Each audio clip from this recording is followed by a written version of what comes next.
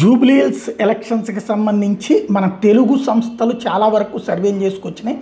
అందులో ఎవరైతే జన్మైన్ సాయి ఫణీంద్ర కురసాలకి సంబంధించినటువంటి ఎగ్జిట్ పోల్ సర్వే చూసుకొస్తే టోటల్గా అంటే ఈ అన్ని ప్రాంతాలది కవర్ చేసుకొచ్చామని చెప్తున్నారు. దాని ప్రకారం ఇప్పుడు ఉన్నటువంటి లెక్క చూసుకొస్తే ఏదైతే జయాపజయాలు అన్నటువంటి దానికి సంబంధించినటువంటి అంచనాల్లో 40 నుంచి 41 నుంచి 25% మంది మేల్ కాంగ్రెస్కి వేస్తే 40.5% మంది ఫిమేల్ కాంగ్రెస్కి వేశారని, బీఆర్ఎస్కి 39.25% మేల్ 39.5% మహిళలు ఓటు వేశారని, బీజేపీకి 13 నుంచి 25% మంది మేల్ 14 నుంచి 25% మంది మహిళలు ఓట్లు వేశారని అంచనా వేస్తున్నారు.